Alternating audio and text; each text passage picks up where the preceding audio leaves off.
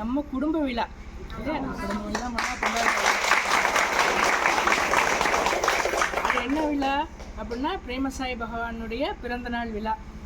அதாவது இறை சக்தியாகப்பட்டது இந்த பூமியில் அவதாரம் செய்கிறது, அதுவும் குறிப்பாக மனித அவதாரமாக, அதுவும் இந்த தென்மண்டலத்தில் இந்தியாங்கிற பாரத பூமியில் சவுத் இந்தியாவில் இங்கே தமிழ்நாட்டில் தாராபுரத்தில் உங்கள் முன்னாடி உங்கள் மொழி பேசுகிற இறைவனை அவதாரம் செஞ்ச ஒரு திருநாள். இது எப்படி நம்ம குடும்ப விழா ஆகும்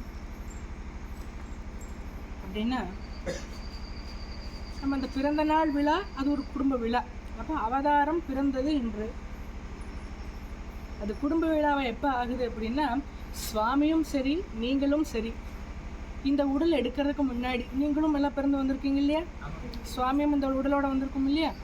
இந்த உடல் எடுப்பதற்கு முன்னாடியே சுவாமி சொன்னது, நான் இந்த பகுதியில் இந்த மக்களுக்காக இந்த மொழி பேசுகிற அவதாரமாக நான் இந்த பூமியில் பிறக்க போகிறேன், நீங்கள்லாம் என்னுடைய பக்தர்களாக என்னை பார்க்க இன்னைக்கு வாங்க, நீங்கள்லாம் என்னுடைய குடும்பமாக என்னை பார்க்க இங்கே வாங்க, சுவாமி கூட பேசுவதற்கும் செய்து சிரிப்பதற்கு சுவாமியோட மிஷன் எடுத்து செல்வதற்கும் சுவாமியோடு நீங்கள் எல்லாம் வாங்க இந்த பூமிக்குன்னு சுவாமி சொன்னது. எப்போ நீங்களும் அப்போ இந்த உடலில் கிடையாது, நீங்களும் அந்த இறை சக்தியோட ஒரு பாகமாக இருக்கும்போது சுவாமி சொன்னது. அப்போது சுவாமி மட்டும் அவதாரம் தனியாக இங்கே வர கிடையாது. கடவுள் ஒன்று, இங்கே இருக்க எல்லாரும் சேரும்போது தான் கடவுள் ஒன்று. இங்கே தனியாக பார்க்கும்போது சுவாமி மட்டும்தான் தெரியும். அங்கேருந்து பார்க்கும்போது அங்கே எல்லா சுவாமியாக தெரியும் இல்லையா? உங்கள் அத்தனை பேர்த்தோட பார்வைக்கும் இங்கே ஒரு பிரேமசாய், சுவாமியோட பார்வைக்கும் இங்கே இருக்க எல்லாருமே பிரேமசாய்.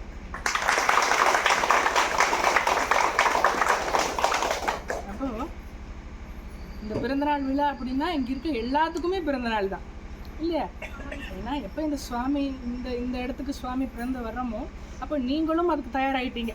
சரி, சுவாமி பிறந்துட்டார், சுவாமியோட பிரகடனம் நடந்துருச்சு, அப்போது அந்த சுவாமியோட குடும்பமாக நாம் எல்லாம் ஒன்றா போய் இணையணும், நம்ம அந்த சுவாமியை போய் நம்ம பார்க்கணும், அந்த சுவாமிக்கு திருப்பணிகளை செய்யணும்.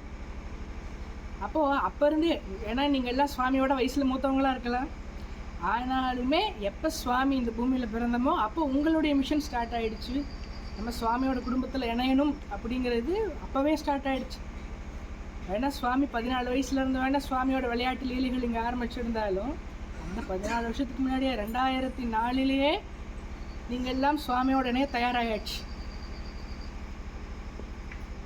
அப்போ கட்டாயம் அப்போ இங்கிருந்த மேலே வந்து கேக் கூட்டும்போது சுவாமி சொன்னோம் இல்லையா, எல்லாத்துக்கும் ஹாப்பி பர்த்டே, எல்லாத்துக்கும் happy birthday, wish happy birthday, happy birthday. ஏன் அப்படின்னா நீங்கள் எல்லாம் தான் இன்னைக்கு பிறந்திருக்கீங்க, சுவாமிக்காக பிறந்திருக்கீங்க. இது ஒரு ஸ்பெஷல் அக்கேஷன் இல்லையா? ஒரு குடும்பத்தில் ஒவ்வொருத்தங்களுடைய பிறந்தநாள் தேதி ஒன்றா இருக்கும், ஆனால் சுவாமி குடும்பத்தில் தான் எல்லாத்துக்கும் ஒரே பிறந்தநாள் தேதி மார்ச் 16 இல்லையா?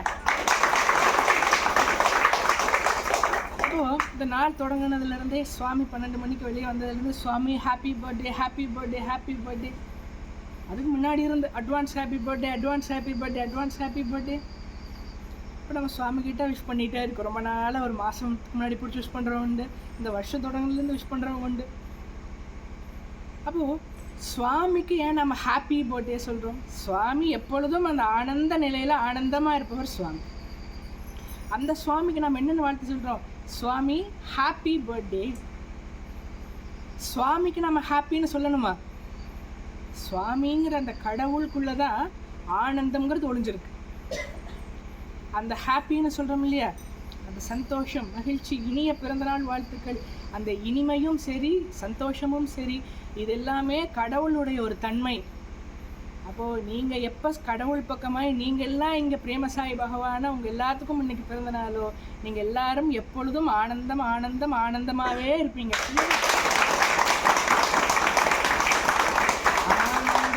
ஆனந்தமே பிரேமசாயி, ஆனந்தம் ஆனந்தமே பரமானந்தமா.